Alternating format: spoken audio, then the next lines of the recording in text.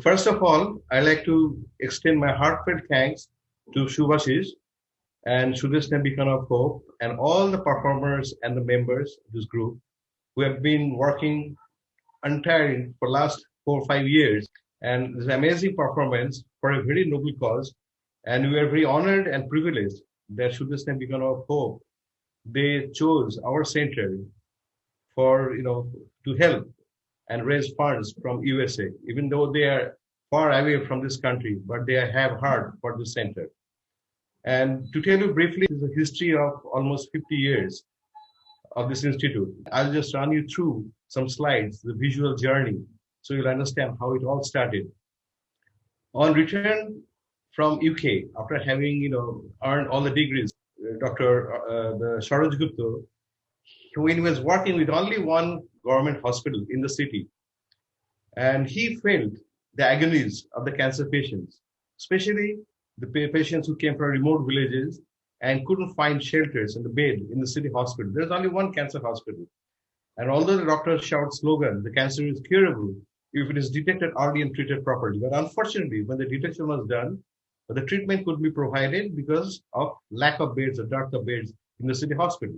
Number one. Number two, another thing what struck him, that the ambience, because when you tell them that you have cancer, it comes like a death sentence. And when you go to any hospital, city hospital, it's already crowded.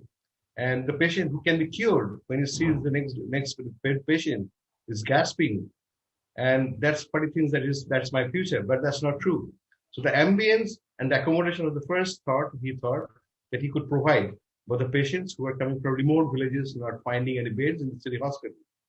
So that dream he started to nurture and he used to share with me that I was a young kid, and he would have me draw his dream. And that's a home with a natural ambience, that dream he had. And a lot of people discouraged him. Fortunately, he found a lot of well-wishers who joined him. He formed a society. That time it was Cancer Center and Welfare Home. And after his passing away, everybody demanded that name should be changed. It should be named after him. But so in 1973, finally, when he was telling his ideas, selling his ideas to different people, his patients as well, one of his patients, relatives, he said, okay, fine. How much land do you want? He had a big dream. He didn't say the small plot of land. He said, as much as I can get because I need the natural ambience. So fortunately, he got 6 acres of land in the southern fringe of Calcutta. And he started dreaming. It's a low-lying marshy land. Not a single human soul was there. But his dreams started to take shape when he formed the society. And he had the land, he had the dream, but he had no money. So then he wrote a drama. He acted himself. And you can see he enacted the role of a patient who came from a remote village. And doctor said, no, sorry, you don't have a bed in the city hospital. So that time he said, doctor, such a huge hospital, such a big city, don't you have enough room? It's a small room for me to accommodate my little body here. So that brought tears in the audience. Whoever present was there. That's the first move. We raised little fund. Afterward, people started holding, a lot of people came forward and we had a lot of charity shows from film world mainly. And eventually in 1976, the first block was inaugurated by the then chief minister with 25 beds. It was a very humble beginning. And we also got an ambulance. So the patient is to be ferried to the city hospital for radiation and other treatment, and they will be brought back before lunch. So that was the kind of arrangement we had. So they lived like they stayed in a home. It was like a home away from home, where the ambulatory patients can run and move away, move around, and go fishing, stay with their families. That was the whole concept. And eventually, he found, he got more donors. In 1981, finally, it became Cancer Center because he got the new first radiotherapy unit, OPD, surgery, radiotherapy, as well as, radio diagnostic and everything was there, path lab. So 1981, Mrs. Indira Gandhi inaugurated the Cancer Center. And after a lot of dignitaries, whether the politicians, celebrities from different walks of life, they came forward to help this project. And since 1976, and now from 25 beds, it has become 311 beds, comprehensive cancer care center. It has been possible only because of the help we have been receiving from people like, a lot of individuals, corporates, and the organizations like yours, SBOH, who have been helping us for a long time. And that's really, I mean, helping us is boosting our morale to take it forward. The legacy, although Dr. Saroj is not here anymore, but we all as a team trying to carry forward his legacy. And you can see also Mother Teresa, just name everybody from all over the world, they came and they blessed us. So that's giving us inspiration. There's a lot of financial constraints, as you can understand. The treatment is not that cheap, especially providing care. But we had best of the best facilities, I can promise you, assure you. We have visited our center in terms of, the equipment and the experience we have in the whole Eastern region, also in the research field. We have tied up with different, institute in US, UK. So therefore, we are on the international map. So it's a small, humble beginning, but we have reached a point where we can serve the patients, large number of patients, almost 60,000 patients a year. And we also have a dedicated child care center, which we'll come to later. But you can see here the state-of-the-art facilities. And Dr. Gupta received a lot of recognition, although he didn't care about it because he cared about the services. You can see he was awarded Padma Shri, Man of Calcutta, Ruthindra Puruskar by Rajiv Gandhi from Vishwabharati, become Sheriff of Calcutta, but he never mentioned that anywhere. He was such a down-to-earth person. He was a fine human being. Thank you, Mr. Anjan Gupta. Now to take you forward from what he said, the humble beginning, the services that we provide, the facilities that we have for everybody, especially the poor people. So after 48 years from the humble beginning in 1973, let's look at what facilities we have for the people. So that's the radiotherapy building that we have, which has got the latest of radiotherapy machines. And you can see the ambience that has been created. Mr. Anjan Gupta is architect as well, trained in Chicago. So he has created the best possible ambience to give free service lifelong. That's the new OT complex, OR, that you would call in US. And I happen to be a cancer surgeon, so I would want the best of facilities for all sorts of complicated cancer surgeries, and it's all there. We have a cross-subsidy model, so apart from in the general wards for poor people, we also have deluxe cottages because you have to generate revenue. But I can tell you the cost of staying in cottages and super deluxe suite that we have is nominal compared to any corporate hospital. So the revenue even then is helping us to do the cross-subsidy for poor people and look after 850 staff that we have on board. Bone marrow transplant unit is quite an expensive setup. Again, Mr. Anjan Gupta had done a lot of research.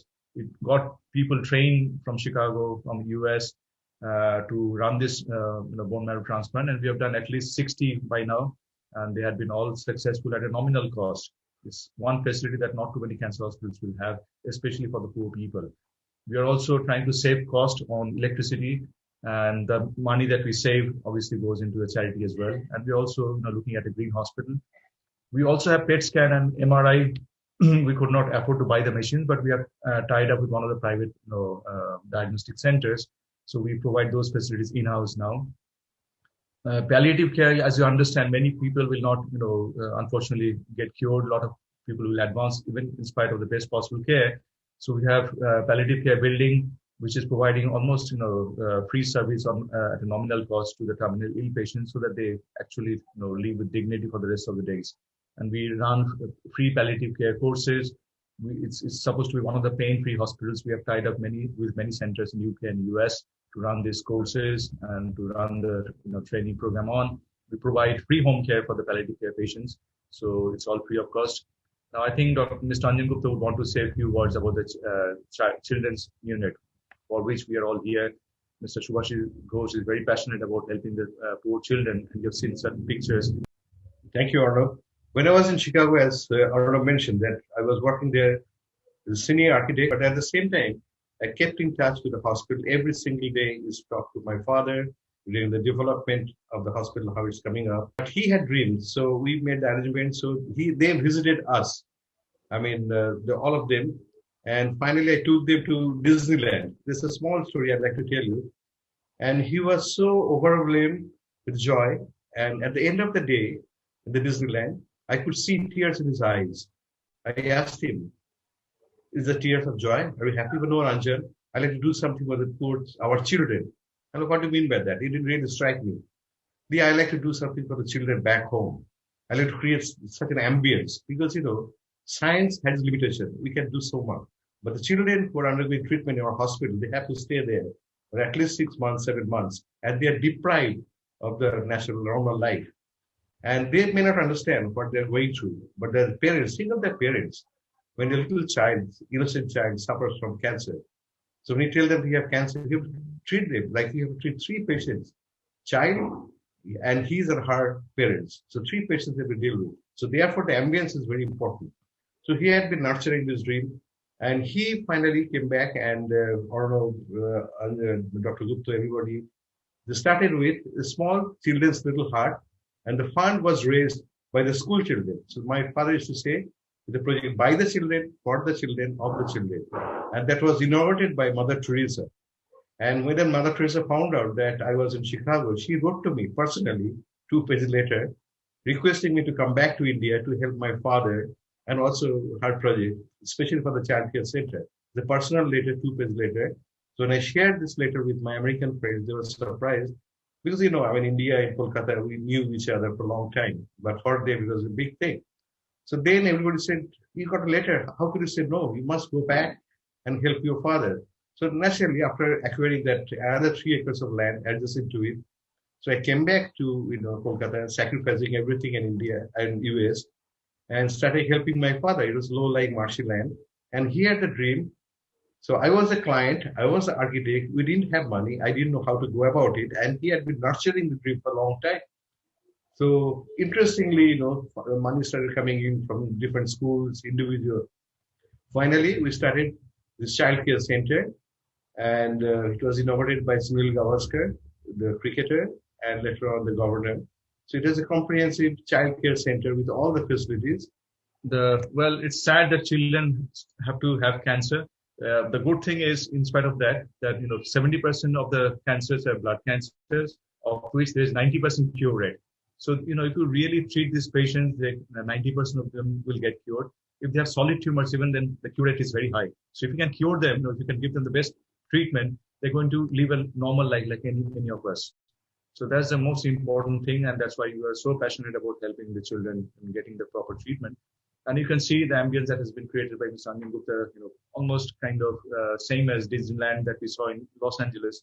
The toy train, the amusement park, the stations were named by Mr. Anjan Gupta and Dr. Gupta, all the funny names that the children would like. So they all come down in the afternoon, they'll go on ride with their parents, and we also sometimes join them just to, be a part of their, joy. The children's wards are, beautiful, as you can see, all air conditioned. Most of them stay free of cost. And, if you look at the facilities that we have and the ambience that has been created, it's unique. The playroom, the fountain, the classroom, we have a dedicated school teacher who will teach them while they're in the hospital for 6 months. Not only education-wise, but also art therapy, music therapy, it's all there. They're involved in different activities, and we try to sell them whatever money we raise from that. We, pull them back into their treatment so that, they actually, they're involved in different activities, and also the money that's raised also goes into their treatment as well. And you will see a lot of musicians, Mr. Ghosh, he has been also coming regularly to visit these children. We also have many musicians from different parts of the world who will spend time with them without any kind of advertisement. They just do it, for their own joy, to help the children have little smiley faces. We also celebrate the birthdays every month, so they are kept as involved as possible with different activities, try to amuse them as much as possible. We also have a lot of academic activities. I'm not going to run through them. And we have postgraduate courses for different medical streams and also paramedical courses. We have research unit, which is very active. We have a lot of collaboration with many big universities. And recently we have tied up with another university in US. So that's going to take off very soon. And we have accreditation from all over the world, as you can see. Mayo Clinic has been coming, the representatives from there to see our patients. And we also have a collaborative research work going on with them. So it's a strong connection with US from the very beginning. But basically, we try to help the children. No child gets refused of treatment, even if they don't have a single penny. We make sure that we admit them, we do the fundraising for them, and they get the treatment. It's a challenge, looking after 850 staff, all the maintenance that we have for the machines and the premises, huge electricity costs. And we try and upgrade the facilities as much as possible so that, it's not just like a charitable hospital for, basic care. We try and provide the best possible care for everybody, irrespective of caste, religion, and obviously their socioeconomic status. The challenges that we are facing everywhere, I'm sure US has the same problem. Many patients are unable to come. They are having huge financial crisis, so we have to do more charity nowadays. The donations have come down drastically, and we are spending a lot of money on sanitation and quarantine and everything. So it's a challenging task running a hospital, but we are grateful to all of you, all the listeners, all the patrons and donors who have been supporting this big cause through the Sudeshna Bikano Foundation, Beacon of Hope, or directly, to the hospital. We are really grateful to you. We have patients who are looking at their mothers and ask for their help, for our help, and we will try and do our best for that. Let them all have a chance to live, basically. It's a project by the people, for the people, and of the people, and we have promises to keep and miles to go. And as Swamaji would say, arise, awake, and stop not until the goal is reached. That's what we are trying to aim at. We have many future projects, but obviously, these are all very big budget things, but we are hopeful that we'll get there at some point. Thank you very much, and we are quite happy to answer if you have any questions. Yes, thank you again, Shubhashish and Sudeshna Beacon of Hope, for extending all sorts of help through musical performance, which is a very noble way of helping us. We all appreciate, and we also have, extend our thanks to all the performers, and they are wonderful, excellent performers, and you got a good group of people. And I would invite all of them, whoever comes to India next time, and like to visit, I would like them to visit our center. So seeing is believing. That's what I believe in. So we are looking for your continuing support and help so that we can take it forward further and can continue to render services to the underprivileged, mainly the underprivileged poor cancer patients here with the best of the facilities. So our fight is on, the crusade against cancer. We need your help. Looking forward to your help again. Thank you again. Wish your program a great success and look forward to seeing you soon.